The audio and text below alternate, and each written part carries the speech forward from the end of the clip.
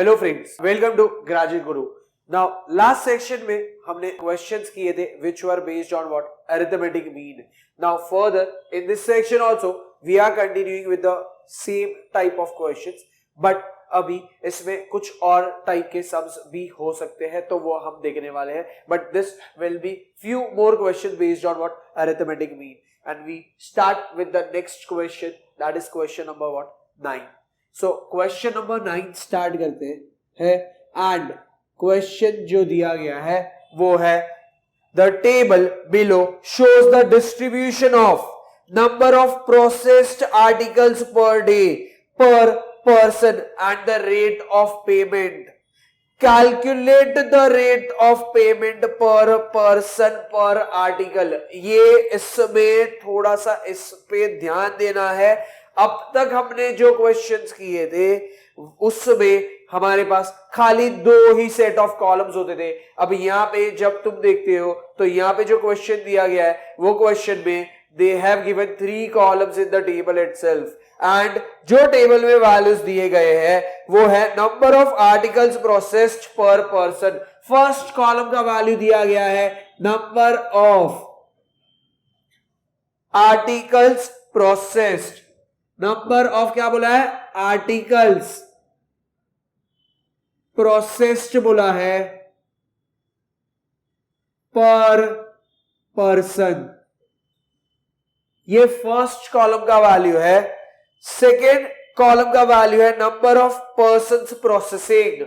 Second column का value क्या है नंबर ऑफ पर्सन्स प्रोसेसिंग। जो थर्ड वैल्यू दिया गया है वो है रेट ऑफ पेमेंट पर आर्टिकल, वो है रेट ऑफ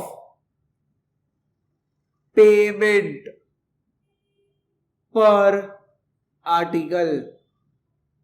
अब इसमें हम देखेंगे सी थोड़ा सा ये क्वेश्चन ध्यान से देखना होगा। ये क्वेश्चन वापस से थोड़ा सा अलग है। जो हमने पहले क्वेश्चंस किए उसमें और इसमें एक डिफरेंस है। पहले सेट ऑफ क्वेश्चंस जो थे उसमें हमारे पास खाली 2 ही कॉलम्स होते थे। इसमें हमारे पास क्वेश्चन में ही 3 कॉलम्स दिया है, बट हमें यूज जो करना है वो 2 ही कॉलम का यूज होने वाला है। तो हमें यही ध्यान से पढ़ना है कि कौन से 2 कॉलम के वैल्यूज हम यूज करने वाले हैं। तो जैसे अगर यहां पे मैं देखता हूं तो नंबर ऑफ आर्टिकल्स प्रोसेस्ड बोला है पर पर्सन, तो यहां पे उन्होंने जो वैल्यूज दिए हैं वो है 80 to 99। Next set of values जो है वो है 100 to 119, एंड नेक्स्ट वैल्यू जो है वो है 120 to 139। ये वैल्यूज दिए गए। अब नंबर ऑफ पर्सन्स प्रोसेसिंग, तो इसके वैल्यूज जो दिए गए हैं वो है 12, 63 and 25, and rate of payment पर आर्टिकल का जो वैल्यूज है वो दिया गया है वो है 3.1, 3.2, 3.3। अब ये क्वेश्चन दिया गया है। ये क्वेश्चन में हमें ध्यान रखना है कि ये क्वेश्चन वाले पार्ट से हमें कौन से कॉलम का यूज करना है। सी अब तक जब भी सम होता था ना तो मैं सीधा ऐसा बोलता था ये मेरा क्लास इंटरवल है, उसके बाद मैं एडिशनल कॉलम बना देता था दैट इज क्लास मार्क का। बट ये क्वेश्चन में एक बार वापस रीड करूंगा एंड वो क्वेश्चन के पार्ट से हम समझाएंगे कि यहाँ पे हमें क्या कॉलम्स का यूज करना है। तो यहाँ पे एक बार वापस से क्वेश्चन पढ़ता हूं। The table below shows distribution of number of processed articles per day per person and the rate of payment. ये दिया गया है। अब उन लोगों ने क्या बोला है calculate the rate of payment. Calculate क्या करना है रेट ऑफ पेमेंट। तो रेट ऑफ पेमेंट मुझे कहां पे दिख रहा है तो ये कॉलम में दिख रहा है। मतलब यहाँ पे ये जो कॉलम दिया गया है ये कॉलम खाली एडिशनल इंफॉर्मेशन के लिए दिया है, उसका यूज हमें कहीं पे भी नहीं करना है। हमें यूज जो करना है वो है ये कॉलम का और ये कॉलम का यूज करना है। नाउ ये रेट ऑफ पेमेंट पर आर्टिकल एंड ये नंबर ऑफ पर्सन प्रोसेसिंग बोला है, मतलब ये जो है वो काम करेगा x का एंड ये जो है वो काम करेगा f का। सो यहाँ पे वो जो कॉलम दिया गया था नंबर ऑफ आर्टिकल्स प्रोसेस पर person, that was the additional information. मतलब वो देखते हुए मेजॉरिटी लोग यहाँ पे एक मिस्टेक कर सकते हैं, एंड वो मिस्टेक है इसके बाद एक एडिशनल कॉलम बना देंगे of what class mark. But अगर हम क्वेश्चन ध्यान से पढ़ते हैं तो उसमें हमें इसका यूज है ही नहीं, क्योंकि हमें जो कैलकुलेट करना है वो है rate of payment per person per article. तो रेट ऑफ पेमेंट किधर है, इधर पर आर्टिकल पर पर्सन बोला है, तो ये और ये कॉलम का हम यूज करेंगे। तो इसके बाद मेरा नेक्स्ट कंडीशन आ जाएगा एज एक्स एफ। तो मुझे क्या करना होगा, 3.1 इंटू 12। सो यहाँ पे एक्स एफ मतलब एक्स इंटू एफ, मुझे यही समझाना था कि यहाँ पे एक्स इंटू एफ मतलब हमने क्यों इसको एक्स लिया एंड क्यों इसको एफ लिया, क्योंकि नंबर ऑफ पर्सन है तो इसको फ्रीक्वेंसी कंसीडर किया। एंड यहाँ पे इसके बाद ये दिया गया था, इस ये देने के बावजूद हमने यहाँ पे क्लास मार्क का कॉलम नहीं बनाया। उसका रीजन था क्योंकि हमें जो कैलकुलेट करना है वो है रेट ऑफ पेमेंट के लिए। तो this was the additional part, मतलब इसका कोई यूज नहीं है ये सब में, खाली एक एक्स्ट्रा कॉलम के तौर पे रहेगा।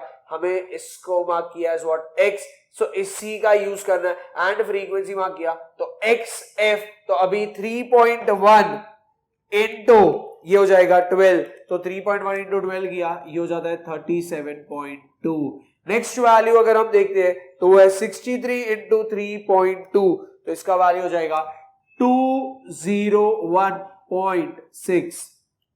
नेक्स्ट वैल्यू जो है वो है 25 इंटू 3.3, तो इसका आंसर आता है एज व्हाट 82.5। तो अगर मैं देखता हूं मेरे पास एक्स एफ का वैल्यू है एंड मेरे पास फ्रीक्वेंसी का वैल्यू यहां पे है, तो यहाँ पे एक्स एफ का टोटल करेंगे एंड फ्रीक्वेंसी का टोटल करेंगे। तो एक्स एफ का टोटल करना है तो ये टोटल के लिए वैल्यू देखेंगे, और यहाँ पे एफ का टोटल करना है तो ये टोटल के लिए। एंड इसके बाद मुझे पूछा गया है फाइंड व्हाट एवरेज, या फिर बोला गया है मीन। बट मीन या एवरेज ये ढूंढना है हमको किसके लिए, the rate of payment per person per article.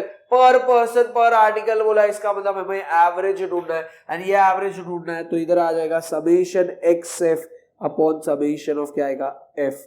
And इसके लिए मुझे इसका टोटल और ये वैल्यू का टोटल चाहिए, तो ये हो जाएगा 37.2 प्लस 201.6 प्लस 82.5, तो मुझे टोटल मिल जाएगा फॉर एक्स एफ का, तो ये हो जाएगा 321.3।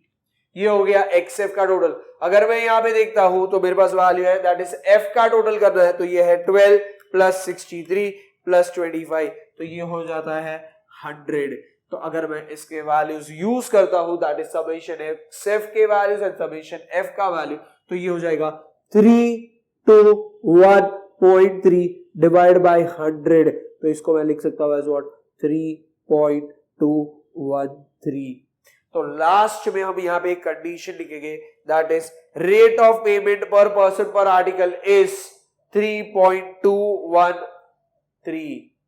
तो यहाँ पे लास्ट में एक स्टेटमेंट आएगा देयरफॉर रेट ऑफ पेमेंट, क्या लिखेंगे, रेट ऑफ पेमेंट पर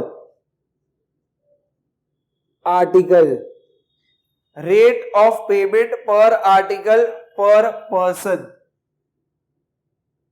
या फिर यहां पे क्वेश्चन में दिया गया है therefore rate of payment per person per article, ये वर्ड यूज किया है तो मैं वही वर्ड का यूज करूंगा। एंड इज इक्वल टू क्या आएगा 3.213। सो ये क्वेश्चन थोड़ा सा अलग था, जो हमने अब तक किए थे वो टाइप के क्वेश्चन से थोड़ा सा अलग था, इसलिए क्योंकि इसके पहले के जो भी सम्स थे वो सारे सम्स में हमारे पास 2 ही कॉलम्स के वैल्यूज दिए हुए रहते थे, इसमें ऑलरेडी 3 वैल्यूज दिए हुए थे। बट जो तीसरा मतलब एक कॉलम था वो एक्स्ट्रा था, तो उसका यूज नहीं करना है। तो for this type of question we need to read the question, that is a very very important condition कि वो क्वेश्चन को हम ध्यान से पढ़ेंगे तो फिर हमें समझ में आएगा कि एग्जैक्ट उसमें हमें कौन से कॉलम्स या कौन से वैल्यूज का यूज करना है, तो वो देखेंगे तो ही समझ में आएगा। एंड उसके लिए हमें क्वेश्चन बहुत ध्यान से पढ़ना होगा। अब ये क्वेश्चन नंबर 9 हो गया। अब हम स्टार्ट करते हैं विद क्वेश्चन नंबर 1 10।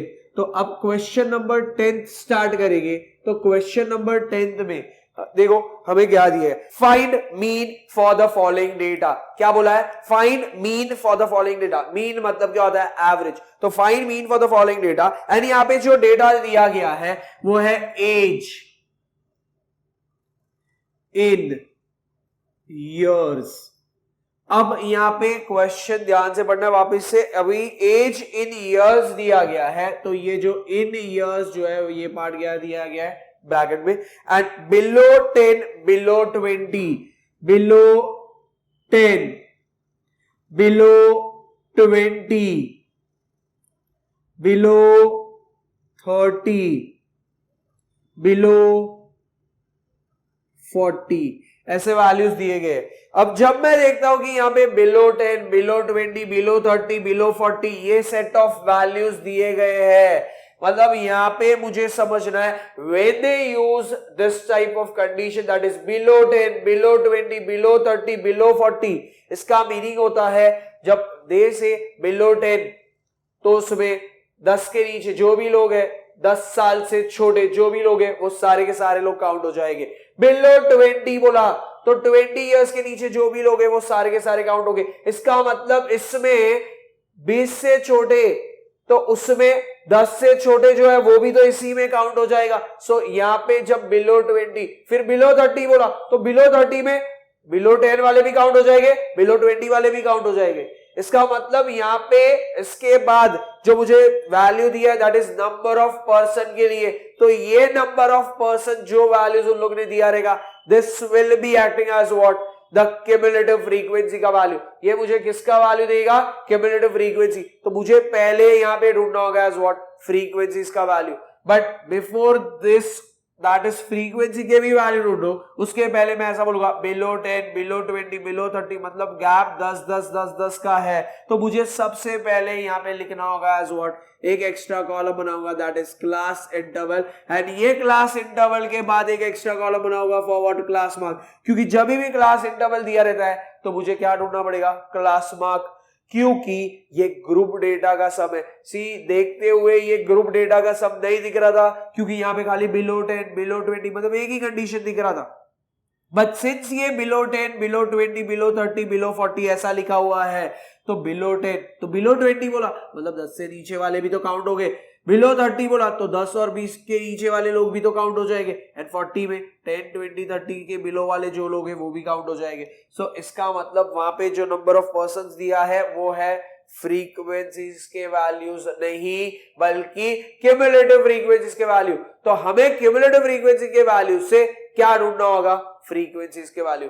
तो यहाँ पे उसके पहले क्यूमुलेटिव फ्रीक्वेंसीज के वैल्यू से फ्रीक्वेंसी का वैल्यू ढूंढना है, and along with this below 10, below 20, below 30, below 40 मुझे क्या ढूंढना है, क्लास इंटरवल ढूंढना भी सीखना है। सिंस ये गैप 10 10 10 10 का है तो बिलो 10 मतलब ये हो जाएगा 0 to 10, बिलो 20 बोला तो अभी क्लास इंटरवल ढूंढना है, तो अभी यहाँ पे क्लास 0 to 10 तो ये हो जाएगा 10 to 20 क्योंकि 10 10 का गैप है, ये हो जाएगा 20 to 30 एंड 30 to 40। क्वेश्चन में यही कॉलम दिया है। अब ये सॉल्यूशन पार्ट में we are making this extra column that is class interval since everything was below below below below, मतलब वहां पे क्वेश्चन में जो नंबर ऑफ पर्सन दिया है ये वैल्यू दिए गए हैं ऑफ क्यूमुलेटिव फ्रीक्वेंसी, हमें चाहिए फ्रीक्वेंसीज के वैल्यू। बट सबसे पहले मैंने यहां से क्या ढूंढा, क्लास इंटरवल ढूंढा। क्लास इंटरवल के मदद से मुझे पहले क्या ढूंढना होगा, class mark, and class mark के बाद मैं यहाँ पे ढूंढूंगा दैट इज फ्रीक्वेंसीज के वैल्यू, क्योंकि क्लास मार्क मतलब वो डिनोट हो जाएगा by X, and number of persons जो मुझे बोला जाएगा यहाँ पे ये एक्स आ गया। अब नंबर ऑफ पर्संस मैं जो बोलूंगा, नंबर ऑफ पर्संस, तो ये जो नंबर ऑफ पर्संस है वो मुझे क्वेश्चन में CF का वैल्यू दिया है, मैं यहाँ पे जो लिखने वाला हूं वो फ्रीक्वेंसी का ही वैल्यू रहेगा, वो फ्रीक्वेंसी का ही वैल्यू रहेगा। तो ये हम कैसे ढूंढेंगे वो तुमको मैं स्टेप बाय स्टेप बताऊंगा। पहले यहाँ पे x ढूंढ लेते, 0 to 10 तो 0 plus 10 10 हो जाएगा, 10/2 तो ये हो जाएगा 5। अब यहाँ पे मैं देखता हूँ गैप 10 10 10 10 का है, तो सीधा हम लिख सकते हैं 10 to 20 मतलब 10 plus 20 30 होता है, 30 डिवाइड बाई 2 किया तो क्या आएगा 15। तो 10-10 का गैप है, तो इसको डायरेक्ट लिख सकता है एज व्हाट 25 और इसको लिख सकता है एज व्हाट 35। सिंस यहाँ पे गैप सेम था इसलिए डायरेक्ट वैल्यूज लिख दिए। तो अब वहां पे हमें जो फ्रीक्वेंसीज मतलब वहां पे जो नंबर ऑफ पर्सन दिया है, मतलब क्वेश्चन में जो मेंशन किया गया है, वो क्वेश्चन में जो नंबर ऑफ पर्सन मेंशन किया है वो मुझे क्यूमुलेटिव फ्रीक्वेंसी दिया है, बट यहाँ पे मुझे क्या लिखना है फ्रीक्वेंसी। तो जब हमें फ्रीक्वेंसी मालूम रहते हैं क्यूमुलेटिव फ्रीक्वेंसी के लिए हम उसको ऐड करते हैं, तो जब यहाँ पे हमें क्यूमुलेटिव फ्रीक्वेंसीज के वैल्यूज दिए और फ्रीक्वेंसी तक पहुंचना है तो हमें क्या करना पड़ेगा सबट्रैक्ट। बट इनिशियल वैल्यू जो भी होता है वो इनिशियल वैल्यू क्या रहेगा, initial value will be what same, that is ये हो जाएगा 15 ही, क्योंकि फर्स्ट वैल्यू तो सेम ही रहता है। अब सेकेंड वैल्यू में जो बोला है उन लोगों ने क्वेश्चन में दिया है 33, बट 33 में से अभी 15 लोग माइनस हो जाएंगे क्योंकि 33 में बिलो 20 का कंडीशन दिया था, बट वो बिलो 20 में बिलो 10 वाले भी इंक्लूडेड था, इसलिए वो 33 में से अभी 15 निकल जाएगा, तो ये वैल्यू हो जाएगा एज 18। उसके बाद मेरे को जो नेक्स्ट वैल्यू दिया गया है वो है 50, तो अगर मुझे वैल्यू 50 दिया गया है तो 50 में से अब उसके ऊपर जो क्वेश्चन में वैल्यू दिया गया था वो था 33, तो 50 में से 33 जाएगा, तो अब ये बच जाएगा एज 17। एंड जो बचे हुए नेक्स्ट सेट ऑफ वैल्यूज में मुझे वैल्यू दिया गया है एज 80, तो ये वैल्यू 80 था, अब 80 में से 50 जाएगा तो ये बच जाएगा 30। तो अब मेरे पास x के वैल्यूज आ गए, अब मेरे पास f के वैल्यूज आ गए, ठीक है। ये थोड़ा सा अलग टाइप का क्वेश्चन था, तो हमने देखा इसमें कैसे क्लास इंटरवल ढूंढे जा सकते हैं एंड कैसे क्यूमुलेटिव फ्रीक्वेंसी से फ्रीक्वेंसी ढूंढे जा सकते हैं। एंड एक बार क्लास इंटरवल मिल गया तो हमें क्लास भाग इजीली मिल जाता है एंड वो बन जाता है x। एंड क्यूमुलेटिव फ्रीक्वेंसी दिया था तो फ्रीक्वेंसीज मिल गए, तो अभी x भी पता है f भी पता है, तो नेक्स्ट कॉलम क्या हो जाएगा xf। तो अब ये आएगा 5 into 15, क्योंकि x into f चाहिए तो इसका आंसर हो जाएगा इज व्हाट 75। 15 into 18 करना है, 15 into 18 तो ये हो जाएगा 270। अब 35 into 30 and 25 into 17, तो वैसे ही मैं यहाँ पे देखूंगा कि 25 into 17 का वैल्यू क्या होता है, तो वी से इट इज 425 एंड उसके बाद मुझे चाहिए 35 into 30, तो 35 into 30 किया तो ये हो जाएगा 1050। तो अब मुझे चाहिए total of XF and total of what frequencies, तो मैं चेक करता हूं तो टोटल आ जाएगा एस 75 प्लस 270 प्लस 425 प्लस 1050, तो ये हो जाएगा 1820 एंड फ्रीक्वेंसीज के टोटल करता हूं तो ये हो जाएगा 15 प्लस 18 प्लस 17 प्लस 30, तो ये हो जाता है 80। तो अब मेरे पास यहाँ पे मुझे मीन ढूंढना था, मतलब x बार ढूंढना है, तो ये हो जाएगा मेरे पास है समेशन xf का वैल्यू समेशन f का वैल्यू। सिंस समेशन xf का वैल्यू है एंड समेशन f का वैल्यू है तो मुझे यहाँ पे क्या ढूंढना होगा, तो समेशन xf का टोटल है तो ये वैल्यू सब्स्टिट्यूट करके तो 1820 हो जाएगा, और यहाँ पे समेशन f का वैल्यू है तो ये हो जाएगा 80। तो अब हम अगर इसको डिवाइड करते हैं तो हमें वैल्यू मिल जाएगा of x bar that is mean, तो 1820 डिवाइड बाय क्या करेंगे 80, तो ये हो जाएगा 22.75, तो ये हो गया मेरा x बार का वैल्यू। एंड क्वेश्चन में अगर तुम रीड करते हो तो क्वेश्चन में दिया गया था find mean for the following data, तो इसके बाद मैं लास्ट में लिखूंगा देयरफॉर मीन इज 22.75 years। ये लिखना जरूरी है क्योंकि क्वेश्चन में दिया गया था एज इज इन इयर्स, तो यहाँ पे इन मतलब मीन का जो भी आंसर है उसमें क्या लिखना होगा ईयर्स, तो मुझे आंसर आया 22.75 years। नाउ आफ्टर दिस अगर तुम देखते हो क्वेश्चन नंबर 9 हो गया, क्वेश्चन नंबर 10 हो गया, so we make note of this.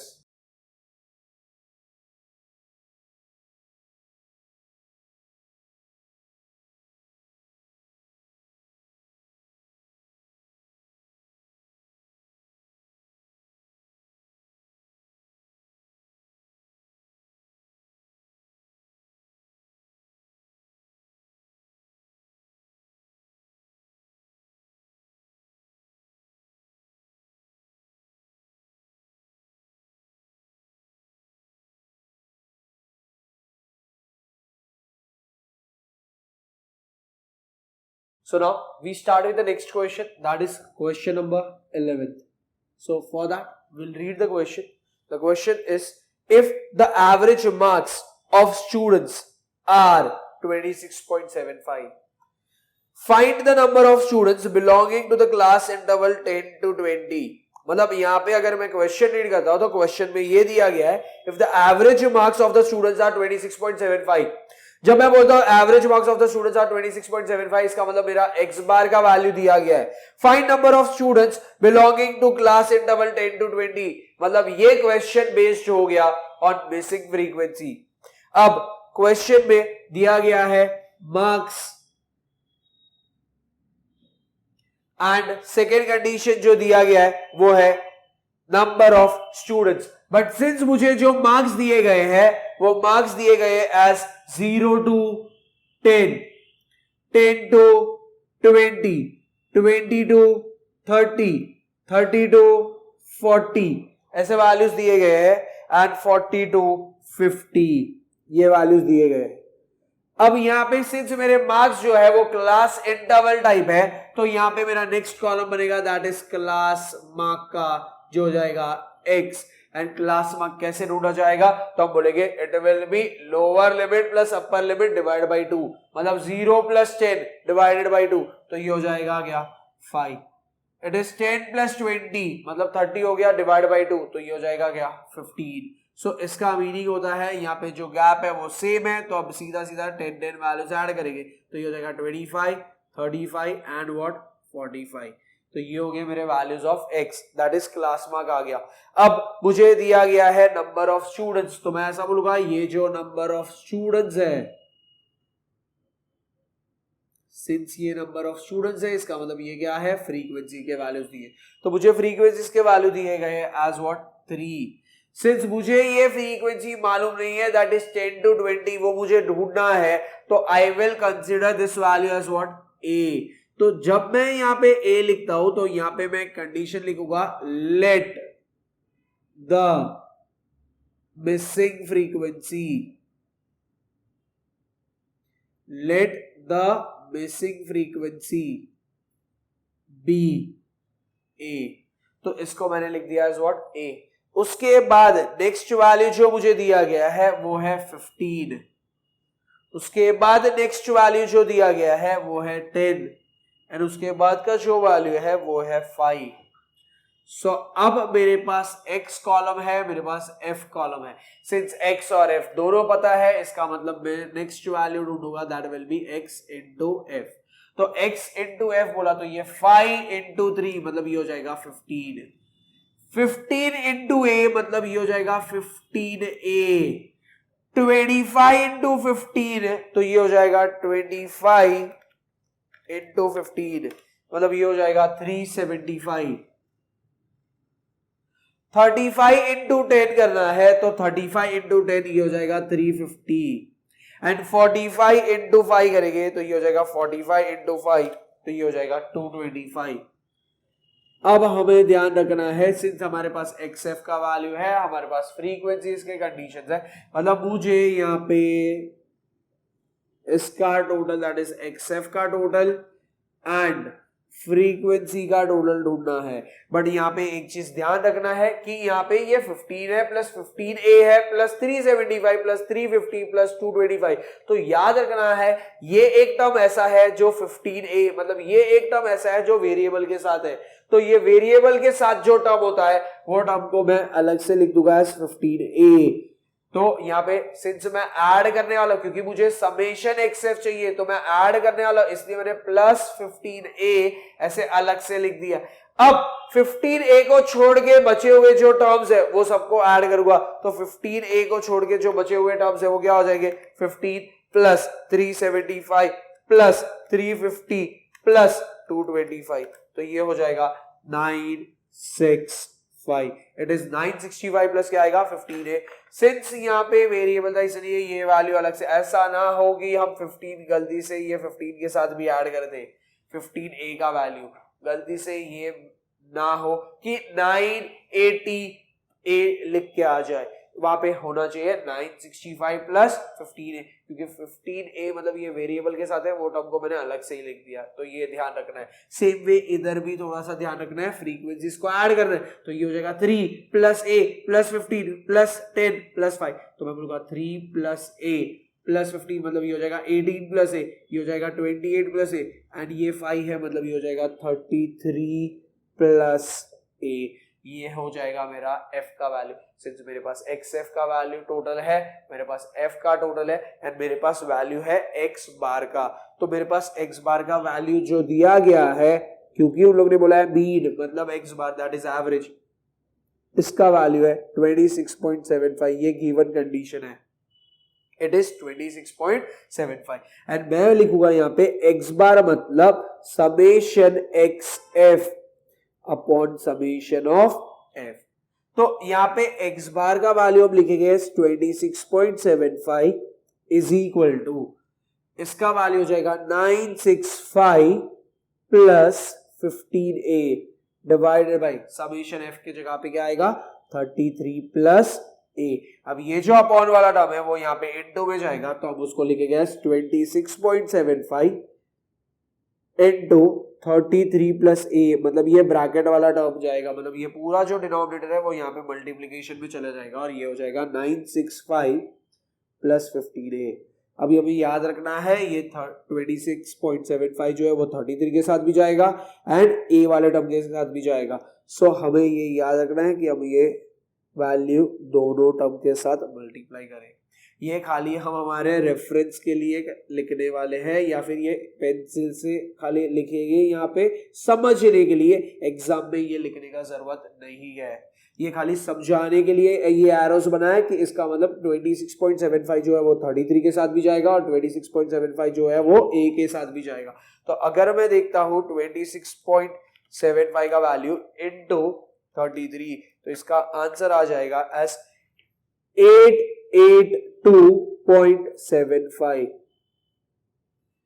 882.75 plus ये 26.75 इंटू ये हो जाएगा, तो 26.75 क्या आएगा a इज इक्वल टू ये हो जाएगा 965 प्लस 15a। अब मैं क्या करूंगा, वेरिएबल को एक साइड लिखूंगा एंड कांस्टेंट को एक साइड, तो वेरिएबल एक साइड जाएंगे तो ये हो जाएगा 26.75 a minus 15a is equal to 965 minus 882.75। तो इसका जब आंसर निकालेंगे तो ये हो जाएगा 965 में से 882.75 गया, so the answer for this is 82.25। And इसके बाद जो दूसरा वैल्यू बचा है दैट इज 26.75 माइनस 15, वो है 11.75 a। अब हमें ढूंढना है a का value which is 82.25 upon 11 point क्या आएगा 75, सो ये जो वैल्यू है वो जाएगा 82.25 डिवाइड बाई 11 पॉइंट क्या आएगा 75, ये जो वैल्यू आएगा, तो I get the value of a as 7, and ये a क्या है, तो मैंने क्वेश्चन में लिखा है let the basic frequency be what a, and basic frequency का वैल्यू अगर a है एंड a का वैल्यू अगर 7 है, तो बेसिक फ्रीक्वेंसी जो है वो क्या है 7, एंड क्वेश्चन में दिया गया था find the number of students belonging to the class interval 10 to 20, तो how many students are there, so I will say 7 students are there from there are 7 number of students belonging to the class interval 10 to 20, so यहाँ पे basic frequency मिल गया, therefore last में क्या लिखूंगा 7 students are there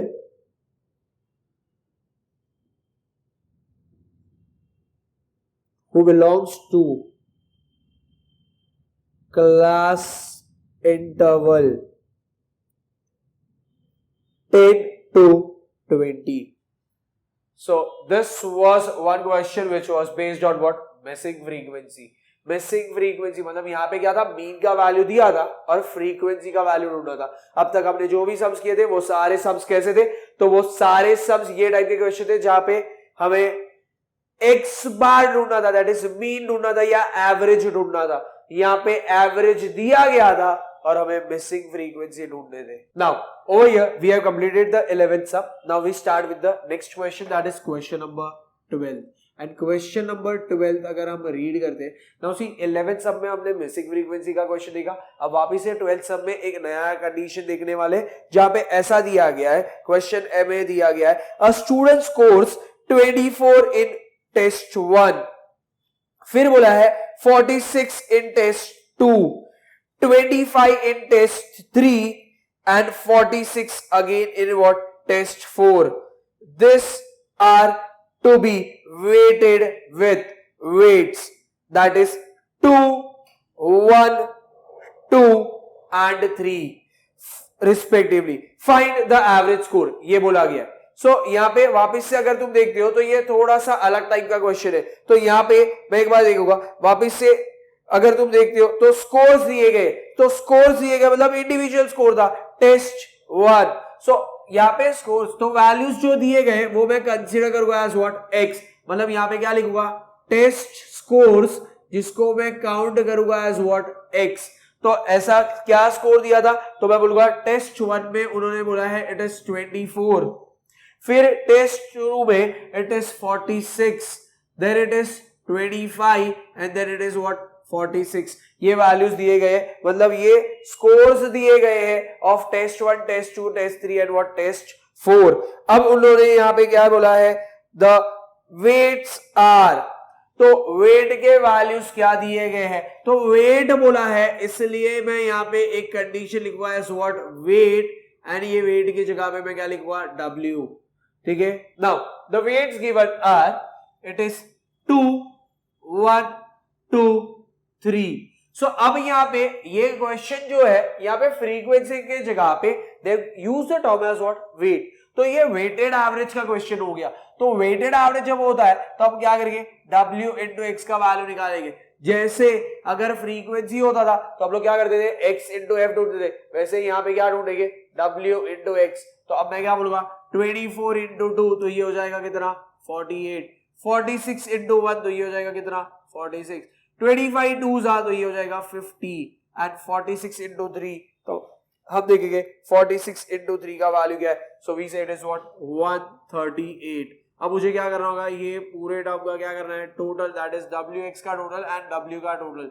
सो ये दो values का total करूंगा, तो यहाँ पे अगर मैं देखता हूं तो मेरे पास जो वैल्यूज है वो है 48 प्लस 46 प्लस 50 प्लस 138, तो इसको ऐड करेंगे तो इसका एडिशन आता है 282, मतलब WX का टोटल का वैल्यू आ गया 282। यहाँ पे जो W दिया है वो है 2 प्लस 1 प्लस 2 प्लस 3, तो ये वैल्यू जो दिया गया है वो आ जाएगा एज व्हाट 8, मतलब W का टोटल आ गया एज व्हाट 8। एंड हमें ढूंढना गया है मीन मतलब x बार, तो इधर जो x बार का वैल्यू आएगा ये हो जाएगा समेशन XW या WX लिखा चलेगा अपॉन समेशन ऑफ क्या आएगा W। सो यहाँ पे 282 डिवाइड बाय क्या आएगा 8, तो अभी 282 आया, डिवाइड बाय क्या करेंगे 8, तो हमें वैल्यू मिल जाएगा as what x bar which is 35 point क्या आएगा 25, एंड ये हो गया x बार का वैल्यू। तो ये जो हमने ढूंढा ये था फाइंड द एवरेज स्कोर। तो लास्ट में हम क्या लिखेंगे, therefore the average score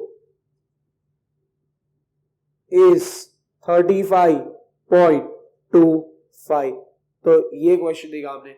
so हमने यहाँ पे अगर तुम देखते हो तो ये सेक्शन में इट वाज 11th सब एंड 12th सब, ये दो क्वेश्चंस अभी देखे जो क्वेश्चन बेस्ड ऑन क्या था, मिसिंग फ्रीक्वेंसी एंड व्हाट ये वेटेड एवरेज। तो ये दो अलग टाइप के क्वेश्चन देखे।